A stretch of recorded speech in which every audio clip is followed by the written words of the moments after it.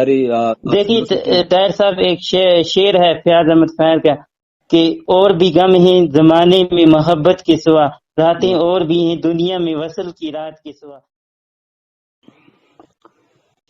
السلام علیکم ناظرین، جیسا کہ آپ جانتے ہیں کہ ہم ہر روز جو ہے ایک ایپیسوڈ کرتے ہیں جس میں ہم ایسے لوگوں کو بلاتے ہیں جو لوگ کافی سٹرگل کے بعد زندگی کے اندر کچھ کرنا چاہتے ہیں۔ تو اسی سلسلے میں آج ہمارے ساتھ ایک ایسے انسان ہیں جو ویژولی امپیرڈ ہیں، لیکن اگر دیکھا جائے انہوں نے زندگی میں بہت سٹرگل کی اور آج گریجویشن کر کے جو ہے اپنے گھر کے اندر بیٹھے ہیں۔ کتنی سٹرگل کی، کیسے ان کا سفر رہا، اگر بات کی جائے وہ بچپن ہی سے جو تھے وہ ویژولی امپیرڈ تھے۔ میں یہ بھی آپ کو بتاتا چلوں، یہ ایک ایسے علاقے سے ہیں جو علاقہ کنڈی کے نام سے جانا جاتا ہے، ایک سرحدی تحصیل کرنا کا ایک خوبصورت سا علاقہ، وہاں سے یہ ہے۔ ان کا نام جو ہے پیرزادہ نعیم کے نام سے جانے جاتے ہیں، اور 15 سال سٹرگل کرنے کے بعد انہوں نے اپنی گریجویشن کمپلیٹ کی۔ نعیم صاحب، سب سے پہلے آپ کا خیر مقدم کرتے ہیں آج کے شو میں۔ جی طاہر صاحب، آپ کا بہت بہت شکریہ کہ آپ نے ہمیں وقت دیا اور ہمارے ساتھ ہماری باتوں کو شیئر کرنے کی کوشش کی۔ جی نعیم صاحب، آپ سے یہ جاننا چاہیں گے کہ آپ نے جو اپنا سفر سٹارٹ کیا، آپ کس طرح کی سٹرگل اٹھائی آپ نے پڑھائی کے دوران، سکول جاتے وقت کس طرح سے آپ لکھتے تھے، کیونکہ آپ ویژولی امپیرڈ ہیں۔ اور آپ کو یہ بھی بتاتے چلیں کہ ہم نے سنا کہ آپ نے گریجویشن ریسنٹلی کمپلیٹ کی ہے۔ 15 سال کیسے گزرے اور کس طرح سے آپ ہمارے ناظرین کو یہ تمام سفر، اپنا سٹرگل، زندگی کی جو آپ نے سٹرگل کیا ہے، تو کیسے آپ بیان کریں گے اس کو؟ جی طاہر صاحب، سب سے پہلے میں آپ کو بتانا چاہتا ہوں کہ میں بچپن سے جب پیدا ہوا تو میری آنکھوں میں بالکل روشنی نہیں تھی، جی۔ تو اللہ کی طرف سے یہ مجھے ایسا تھا، تو میرے ماں باپ نے میرے ساتھ بہت محنت کی تو مجھے یہاں تک پہنچایا۔ میری مدر جو تھی وہ بچپن میں ہمیشہ میرے ساتھ رہتی تھی کہ مجھے اسے پڑھانا ہے، مجھے آگے نکالنا ہے اسے، تو وہ میرے ساتھ 8ویں جماعت تک اسکول میں رہی۔ اس کے بعد میں نے جب وہاں پہنچا تعلیم حاصل کی، اس کے بعد میں 9 تک پہنچا۔ اس کے بعد میں جب 10th کلاس میں نے پاس کی تو مجھے آنکھوں میں بالکل روشنی نہیں تھی، تو مجھے بورڈ آف اسکول ایجوکیشن کی طرف سے ایک لکھنے والا مقرر ہوا جو مجھے آنکھوں کی بینائی کی وجہ سے تھوڑا چھوٹ ملی۔ اس کے بعد میں نے آہستہ آہستہ اپنی پڑھائی جو ہے وہ مکمل کی، اسی طرح گریجویشن کی۔ اس کے بعد میری زندگی جو تھی اس میں تھوڑا ڈسٹربنس آ گئی۔ میں نے اس کے بعد جو پڑھائی جو کی وہ کافی مشکل سٹیج سے گزر کر میں نے یہ گریجویشن کمپلیٹ کی۔ تھا آپ نے کہا نعیم بھائی، آپ یہ بتائیے کہ جو آپ گریجویشن آپ نے کمپلیٹ کی ریسنٹلی، تو آج آپ گھر میں بیٹھے ہیں تو کیا فیل ہو رہا، کیا محسوس ہو رہا ہے آج؟ دیکھیے طاہر صاحب، آج جو فیل ہو رہا ہے یہ کافی ہی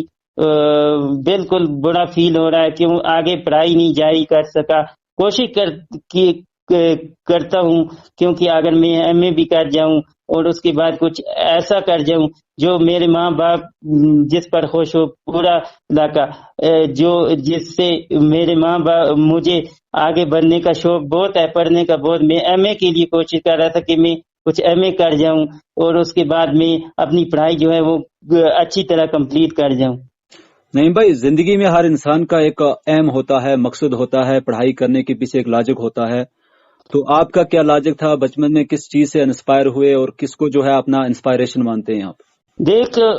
دیکھیے طاہر صاحب، انسان کی زندگی کا ہر پہلو اس کے ساتھ ہوتا ہے۔ مجھے بچپن میں جو پڑھنے کا شوق تھا وہ گریجویشن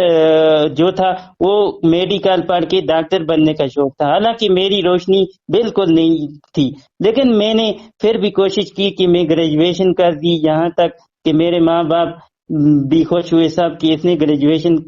کمپلیٹ کی۔ اس کے بعد طاہر صاحب میں نے کافی آگے سٹرگل کیا، اس کے بعد میں گھر میں رہا، میری لائف کافی ڈسٹربنس ہوگی۔ طاہر صاحب جب میں اسکول میں جاتا تھا کافی میرے اوپر استاد میرے جو تھے وہ کافی امپریس تھے، وہ کافی پیار مجھے کرتے تھے، وہ جانتے تھے کہ یہ ایک اچھا بچہ ہے، یہ برلینٹ اور اچھا شاگرد ہے، لیکن میں نے کوشش بہت کی پڑھائی کے لیے اپنی یہاں آگے نکلنے کی۔ نہیں بھائی، کہیں آپ نے فارم بھرا، ریکروٹمنٹ کی بات کی جائے، دلچسپی ہے نوکری کرنے میں، فارم بھرا آپ نے، کبھی سبمٹ کیا، ایگزام دیا کوئی؟ دیکھیے طاہر صاحب، میں نے کوشش کی تھی، ایک بار مجھے اپنے گھر والے یہاں سے لے گئے، جاوید احمد طاق صاحب سے بات کروائی جو یہ ہینڈی کیپٹ کے اننت ناگ میں ان کی وہ اسکیم چلتی ہے، تو وہاں میں نے کوشش بہت کی ان کے پاس جانے کی، اور فارم بھی بڑا، لیکن گورنمنٹ نے ہمارے جیسے بچوں کے ساتھ ایسا کچھ نہیں کیا جسے ہم میں نے فارم بھرنے کی بہت ساری، گھر والے نے بولا کہ وہاں فارم بھرنا ہے تھوڑا مشکل ہے، یہاں میں نے فارم بھرنے کی بہت کوشش کی کہ مجھے نوکری مل جائے، میرا دلچسپ تھا کہ میں گریجویشن کے بعد کہیں میری اپوائنٹمنٹ ہو جائے، میں فارم بھروں یا کالج میں یا کسی 4th کلاس میں فارم بھروں جہاں مجھے نوکری مل جائے اور میرے گھر کا جو ہے خرچہ وہ گزارا چل جائے۔ ویژولی امپیئرڈ ہونے کے ساتھ ساتھ آپ کو گورنمنٹ کی طرف سے کیا کیا فیسلٹیز دی جاتی ہیں، گورنمنٹ کی طرف سے کیا آپ کا کیئر جو ہے کیسے کیا جاتا ہے؟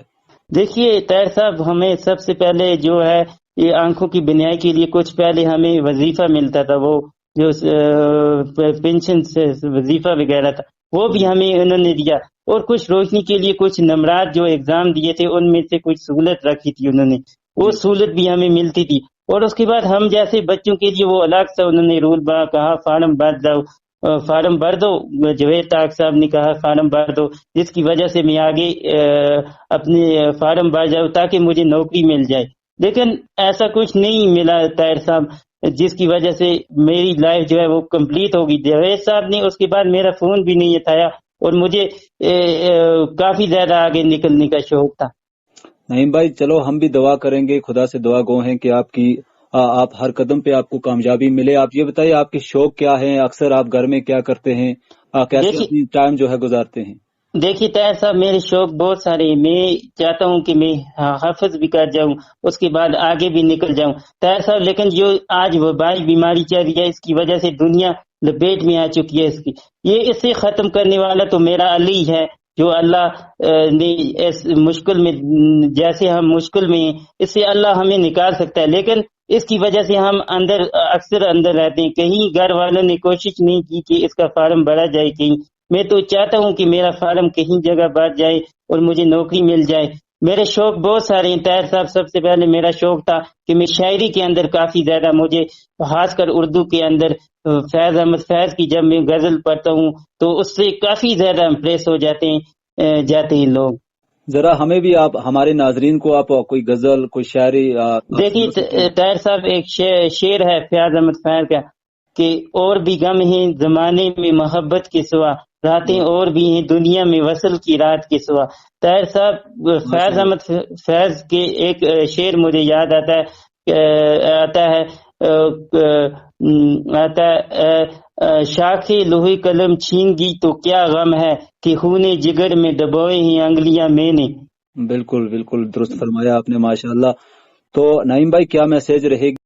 جس طرح آپ نے اسٹرگل کی، 15 سال محنت کی، اور اس کے بعد آج جو ہے آپ ماشاءاللہ ایک گریجویٹ،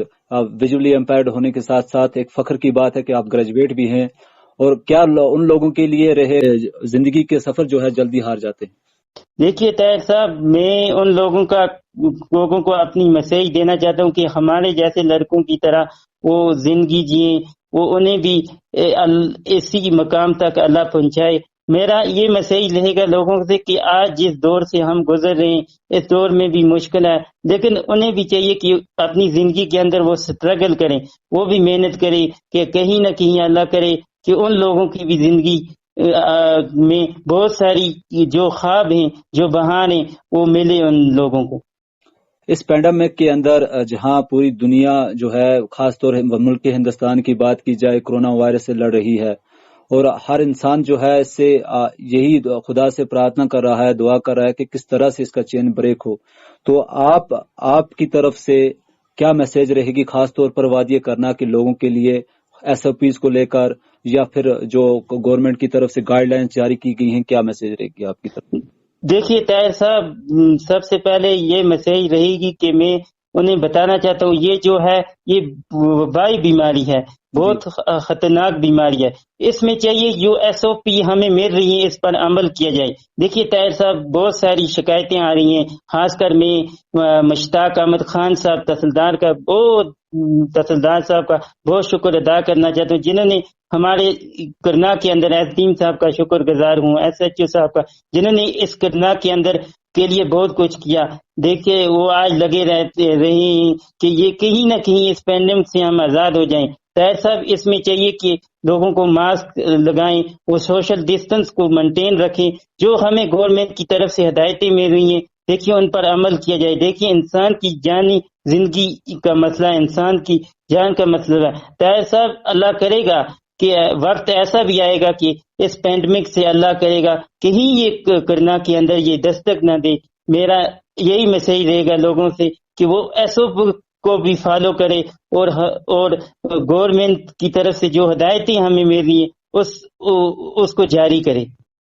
تو یہ تھے پیرزادہ نعیم جو ہمارے ساتھ خصوصی بات چیت میں آج شریک تھے. ہم دعا گو ہیں کہ خدا ان کو ہر قدم پر جو ہے کامیابی عطا کرے. شکریہ نعیم صاحب، آپ نے ہمارے ساتھ بات کی، اپنا وقت نکالا، بہت بہت شکریہ. اور ہم دعا کرتے ہیں کہ آپ کو خدا ہر قدم پہ کامیابی دے اور آنے والی زندگی کے لیے، فیوچر کے لیے آپ کو بیسٹ آف لک ہماری طرف سے، اور ہمیں بھی جو ہے اپنی دعاؤں میں یاد رکھیے گا. بہت بہت شکریہ. بہت بہت شکریہ طاہر صاحب آپ